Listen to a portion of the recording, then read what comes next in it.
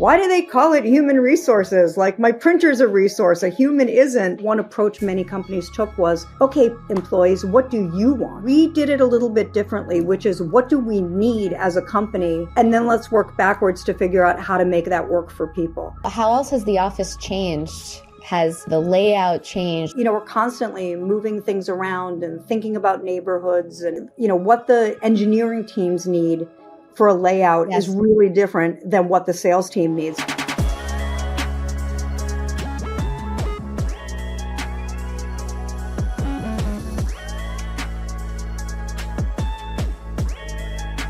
Hi, everybody. Welcome to another episode of Heroes of Hybrid Work. On today's pod, I am very excited to welcome Christina Luconi, Chief People Officer at cybersecurity firm Rapid7, and whom the Boston Globe calls a fixture on the Boston startup scene for more than 2 decades, advising CEOs, sitting on boards, and influencing the people side of corporate culture. For the past 13 years, Christina has been responsible for the entire employee lifecycle at Rapid7, with a key focus on recruiting stellar talent, building and scaling culture, and making acquisition integration really work. Christina, thank you so much for joining us on the Heroes of Hybrid Work. Yeah, thank you for having me, Jenny. Appreciate it. All right. Well, just jumping in here, could you share a little bit about your story with us and your journey to becoming a Chief People Officer? Sure. I'll start by saying my journey is probably not typical or the normal one. I've been playing this role since effectively my late 20s. That's, maybe more common in today's world, but certainly wasn't back when I started. I love the words like fixture too. It's just a really kind way of saying she's pretty old. She's been doing this for a while. But when long story short, I thought I was going to be some kind of therapist, a clinical therapist. I was a psych major and sort of had no idea what I wanted to do with it. I thought I wanted to do some clinical work. And probably 2 years into my degree, I thought, oh my gosh, probably not something that one wants to admit about themselves. I'd like to think I'm fairly empathetic, but to listen to people all day, every day, I thought would probably be pretty tough. So our job. I had an existential life crisis at age 20. Like, what in the heck am I going to do? And my dad, who was a serial entrepreneur, said there's this thing called human resources, and it's sort of the intersection of people and business. And what he was really saying was like, kid, you need a job out of college. But I thought, okay, that sounds kind of interesting. And I found an amazing startup in Cambridge that went public about 3 weeks into my internship. I was such a naive 20-year-old, but I thought, oh my gosh, you get smart people with a great idea and they work really hard together and they can do these amazing things. That's what I want to do as a career, which is, not always how it works out, but that's exactly what I did. And my first job out of college wasn't a startup, but it was a hyper growth consulting firm that was probably what companies are trying to become today. It was so forward thinking, and this was in 1990. And we had women in leadership roles and people of color and a transgender person in the leadership, just very not 1990s thing. And I thought, I'm here, I'm at the bottom of the barrel and I've got to pay my dues. And they gave me such a gift of go figure it out. I was asking these really annoying questions. I'm sure if I was my boss, I'd be really irritated with me. But I was like, why do they call it human resources? Like, my printer's a resource, a human isn't. And instead of saying, Christina, shut up and go file or whatever they should have said to me, they just said, go think about that. How would you do it differently? Or how would you think about it differently? Amazing. And somebody at 22, with no real skills, just a degree, it was such a gift to be able to go figure that out. So I just kind of took that on my merry way and made the most of that situation. So most of the career path started at sort of that very young age and then just sort of built it. And I'd like to, I've been playing the same role for decades, but I'd like to think I've gotten better at it, as I've gone on and had different experiences. But, I think I've done 6 startups at this point, and it's really cool to see them grow.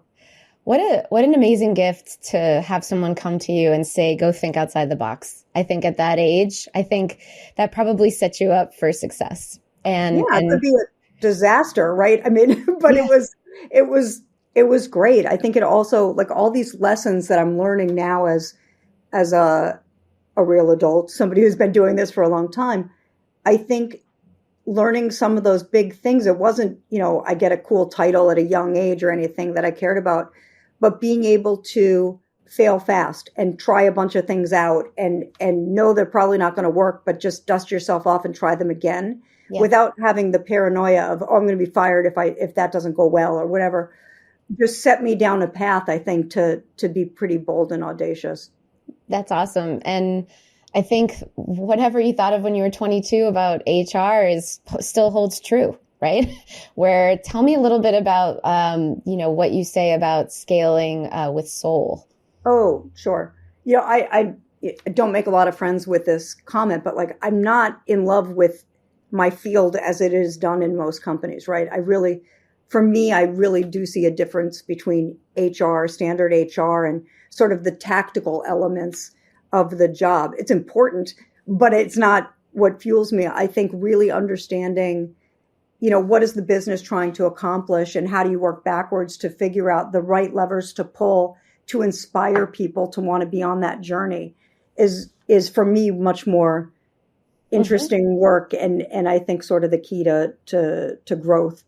Yeah. So it's been pretty successful. Scaling with soul, though, for me is, it's easy to be a company, not easy, but it's relatively easy to be a company who's got a really strong culture and, everyone's kind of rowing the boat in the same direction when you're 50 people or even 100 people or whatever. As you grow, my big fear was nobody wants to be part of a company that sucks. And I think I had this mental image of bigger company equals bureaucracy and, all of the stuff I didn't like.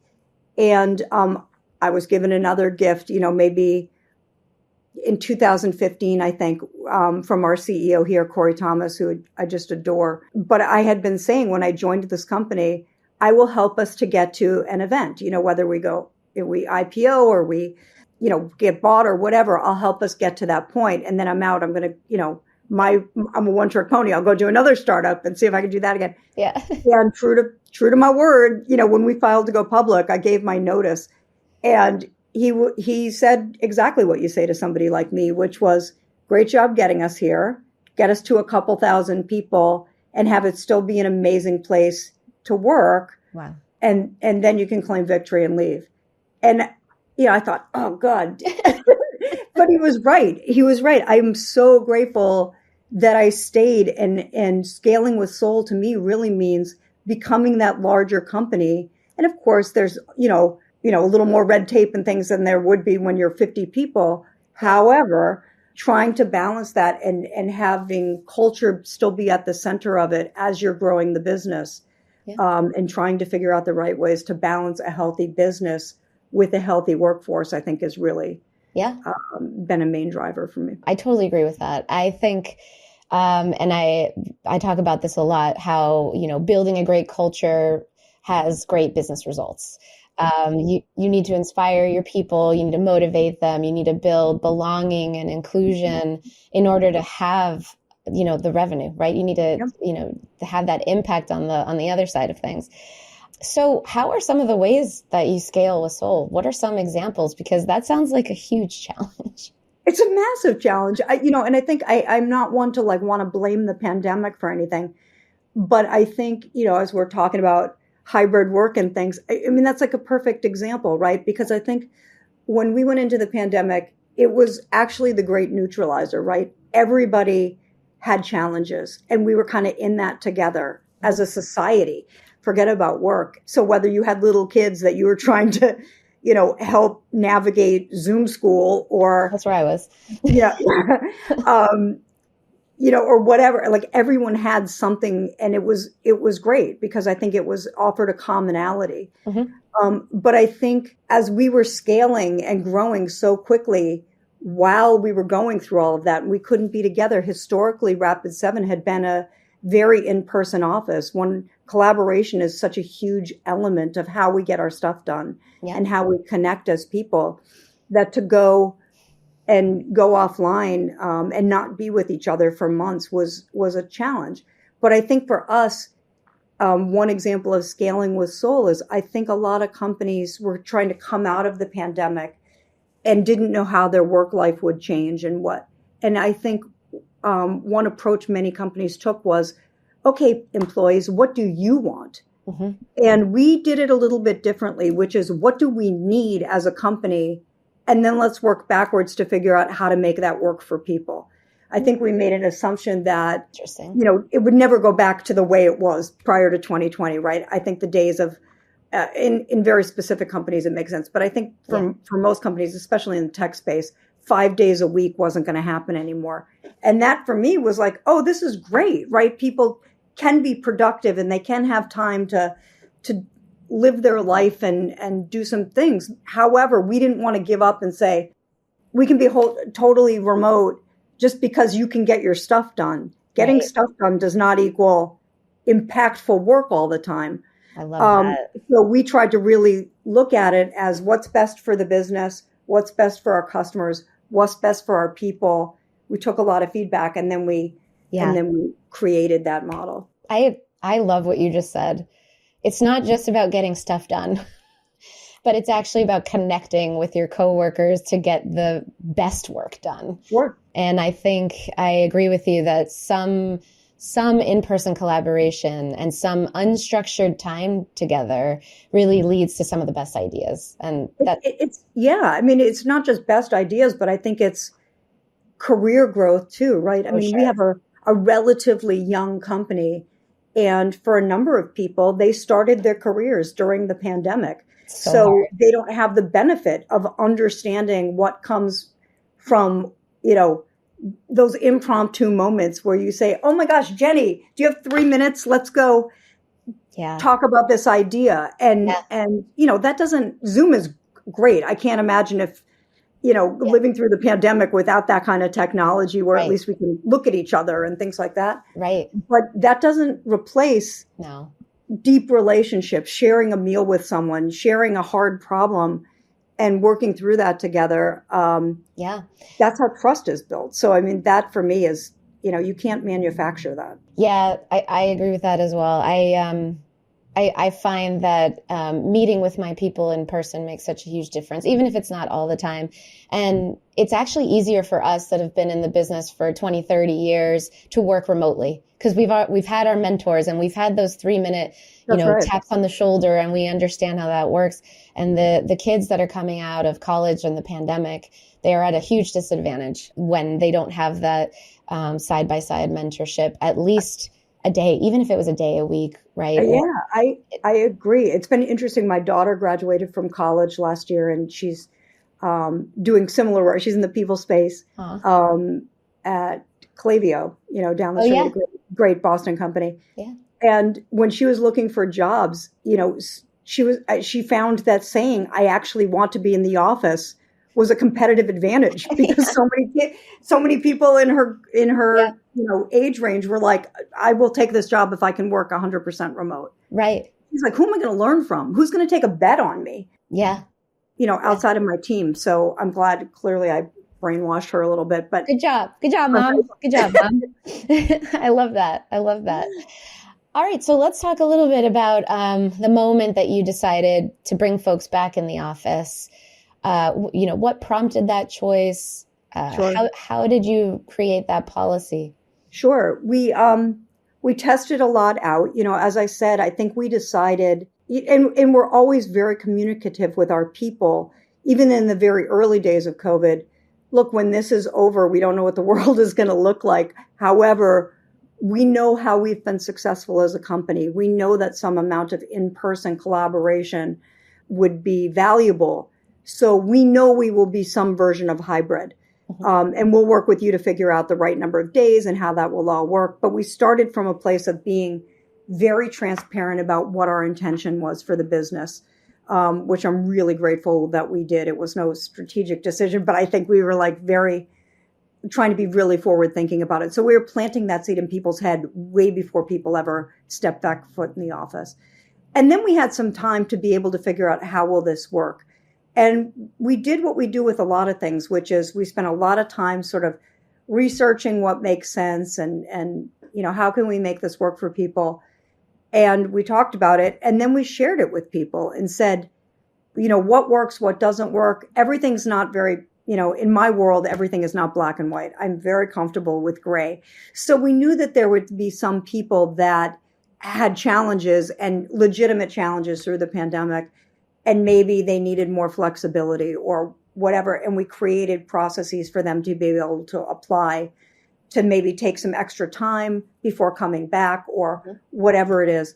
But we try to be really thoughtful about that process, and it's evolved over the last couple of years. But I think it's rooted in fairness, right? I mean, we had a number of people that sort of, who needs this? And I can't even make this up, but 3 people applied to stay home permanently, work permanently remotely, and used their cat as an example. Like, I got a cat during the pandemic. I can't leave my cat. My cat will be devastated. And I'm like, it's a cat. Like, that probably doesn't want you at home 24/7. Yeah, so, they don't want anything to do with you. So like, we need some different legitimate answers. But so that's the entertaining side of it. But I think we try to be really thoughtful about the process and getting feedback from people and making sure that it worked for the greatest number of people. You're never going to make 100% of people happy, but we really tried to be thoughtful about it. True. So how did you decide on 3 days a week? We rolled the dice and took a shot. We started with, like, let's be realistic. Probably nobody will ever want to go to the office again on a Friday. True. So that knocked it down to 4 days. Although it's a very nice, quiet day, I have to say. It is a really nice, quiet day. Really nice, quiet day. But the way that we toyed with some things, and we really tried to focus on 2 or 3 days a week. And what we sort of rationalized in our head after some feedback is 3, great, because then you sort of really optimize, the time, and you've got some bookends. Most people elected. We didn't mandate the days you come in. We sort of said, work with your teams and figure out what makes sense. For the lion's share of folks at the company, it's Tuesday, Wednesday, Thursday. And certainly people are welcome, Mondays and Fridays as well. Yeah. But we try to do things like our town hall meetings and, any social things that we do sort of on those Tuesday through Thursday days, because we know the majority of people will be in, and it gives them something to look forward to in addition to just seeing other human beings. Yeah. No, that makes sense. How else has the office changed? Has, the layout changed, or the way that you think about space changed? Sure. We are constantly testing that, right? So we have offices all over the globe. Boston's the largest, sort of houses 750 people, and Belfast is our second largest office, and I think they have about 450 people. And, we're constantly moving things around and thinking about neighborhoods and that kind of stuff. And people really, as teams, sort of figure out what makes the most sense for them. I think before we tried to be really thoughtful and say, this works for the majority. What the engineering teams need for a layout is really different than what the sales team needs. So we have the benefit, especially in Boston, of being on 4 floors, and each floor has a theme. But, sort of our 5th floor is our go to customer folks. And that's where the games are. That's where you can find the shuffleboard and the video games and stuff like that, because it tends to be a little bit louder. You go up to the 7th floor, and that's where our engineering team is, and usually they're wired in with headphones and don't want any of that noise. I'm being very general in my speaking. But there's something on every floor that would draw other people to it. So you have a reason to go there and visit. You're not just staying in your world. We also have the benefit of, if you walk into our lobby, we cut a very large hole between those 4 floors. So if you stand in the lobby, you can literally see all the way up to the 7th floor, which, our financial people thought was probably a tremendous waste of money, because it takes up a lot of floor space. But for us, because collaboration is such a huge piece, it's amazing to see people on every floor, and it feels like we are one big giant team. Yeah. No way. I need to see this. Oh, it's pretty cool. Yeah, I'll send it. So is it glass, or what's the... No, it's like literally you stand in the lobby and you see a giant, we cut a hole. So it's just a giant square. So you can literally see every floor. From every floor. So when we do town halls and things, we stage it from our lobby, and we have cameras everywhere so you can see it all over the world. but you'll see people ringing sort of the perimeter of each floor listening, which is a really cool. That's really cool.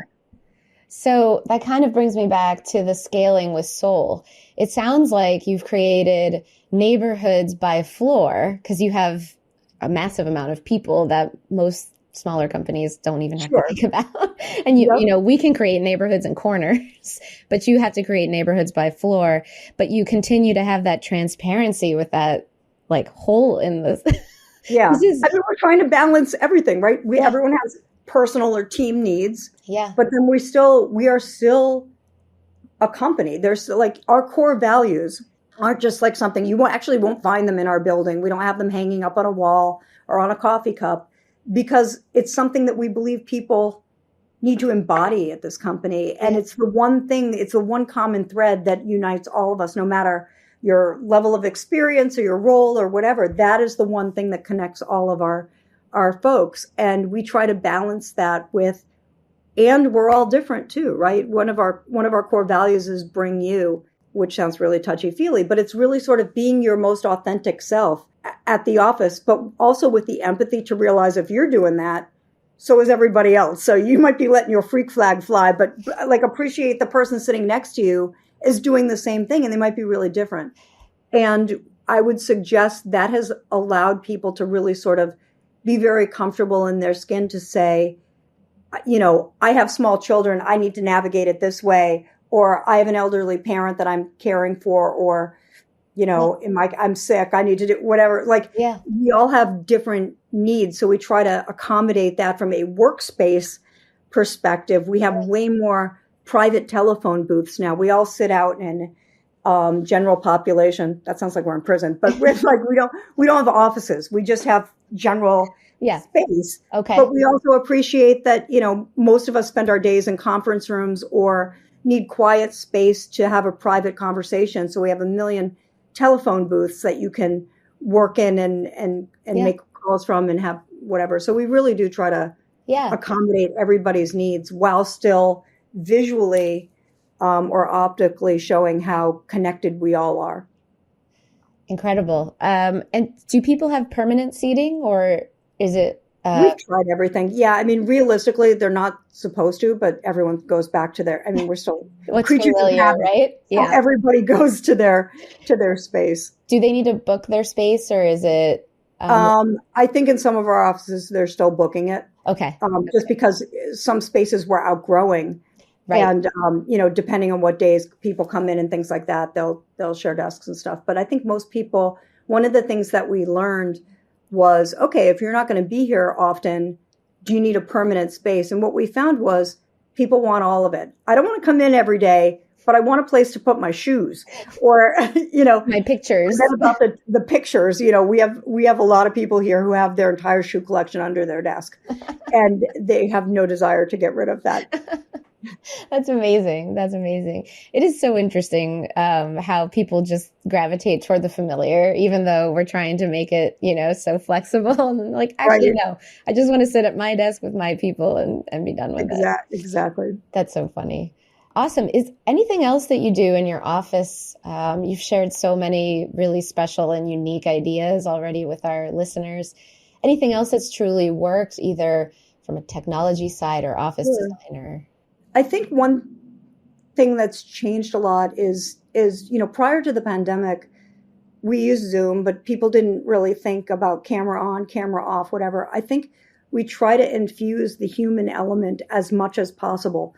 So I think especially during those days where we were all home for months on end, we really did do a camera on policy. And of course, sometimes people, don't want to be seen. You wake up for an early morning meeting and, you still have bedhead or whatever it is. Sure.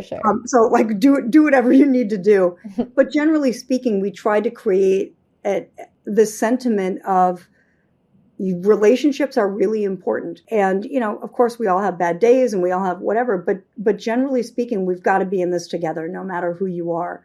So cameras on or time in the office or spend time with your team. Those things become really important, and transactional can get stuff done, but it doesn't necessarily create the most impactful work. Mm-hmm. And that for me is really important because number one, I want the business to thrive, obviously. So we want to set it up for that best advantage. But I also want people's careers to thrive.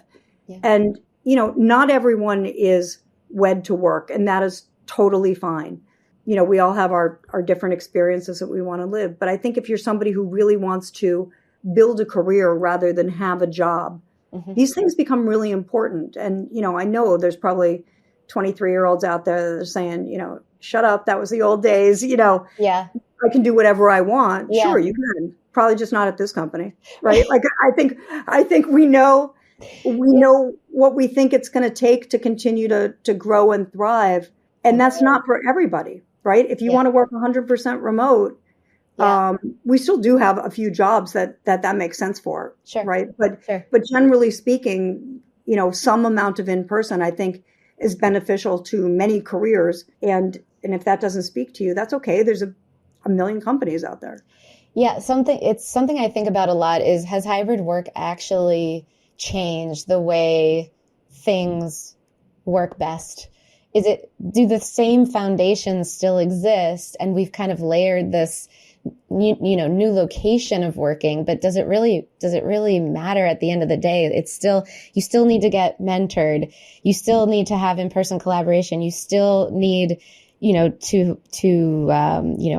lot of our thought leaders say, outcome-based Mm-hmm. results versus location-based. Like, it's not really where you work, but are you actually having an impact? So Sure. Do you really think hybrid work has changed the foundation of building culture? I think it completely depends, right? I think it's still going to take some time for companies to really nail this. What I think screwed up some cultures in companies was, hey, we're going to be 100% remote. That's what our people wanted. And then all of a sudden their businesses started to fail. And CEOs were, psych, come on back. That I think messes with people's lives and their sentiment towards the company, et cetera. So I think hybrid's kind of the best of both worlds to navigate for many companies. But I think it's also, as an individual, you get out of it what you put into it. I mean, just having, companies can be very thoughtful in a hybrid world or a remote. I mean, every company can figure out if they execute it well. Yeah. And I think, if you are 100% remote, great. Have you budgeted for people to get together? You may not have office space, but are you spending the money to fly people in together or, meet and gather so they can at least build those relationships? Yeah. So I think every company has to figure those elements out, but you're absolutely right. Like trust and relationship building and collaboration, none of those things went away. They're still really important to business success, I believe. Yeah. Then it's just, how do you execute that well? That works for the company and then ultimately works for the people too. Yeah. I have no idea what I just did. Then the balloons fly, but I didn't know that this piece of software allowed that. I just found that out this week, and I'm trying to figure out what movements I'm making. I'm very Italian; my hands are always going. So there's too. I have to, or you get like the hearts popping up. Oh God, Christina, I wish we didn't have to end the conversation. It's been such a great one. Something I like to end on is, thank you. You graciously accepted to be on this podcast. You wanted to come here to maybe say something, and maybe I didn't ask the right questions to get it out of you. Is there anything that you want to leave us with? And then, how can people find you, or the kind Sure. Oh gosh, again, this makes me old, right? The words of wisdom. I would say from a company, it's be really clear on who you are and who you aspire to be. That for me is sort of very values basis. The company has evolved. I joined when we were 75 people. Now we're global public and 2,500. So things have changed significantly. But one thing that really hasn't changed is our value set. I think that's a lot, like really, they weave into everything that we do. Not in really a touchy-feely way, but we try to use them in a strategic business way too. Sure. And I think relying on those, in addition to all the work we're doing, has truly allowed us to scale with some soul. I think as an individual, and this is not going to be a popular statement, but I think it's, I'll just say it, which is you got to figure out what you want out of your career. And there are points and times in our life where maybe you are a working parent with 2 little kids, and maybe working remotely is something that you want to optimize around because you don't want to spend the extra time commuting and doing other things. Like, totally get it. But try to find a company that aligns to what's important to you. Mm-hmm. I think in this company, we're still really trying to focus on folks that want to do incredible work for our customers and get really turned on by that. And, we're in a growing, rapidly changing industry in cybersecurity. So can you do work remotely? Absolutely. But ultimately, is that going to be the best thing for the company and our customers if we don't have the best ideas coming together in those impromptu moments and whatever? So like, we're very clear on what we're trying to achieve as a business. You have to be very clear what you want to achieve as an individual in your career, and try to find the right environment where you can thrive. Yeah, and make sure they align. I think that's probably the key to success and happiness. And pretty much anything. Oh, there they go, the balloons again. God, I figured out how to shut off this feature. For people who are listening and not watching, we're having a bunch of random balloons pop up on the screen. All right, Christina. Well, thank you so much. Is there a place where people can find you if they have extra questions?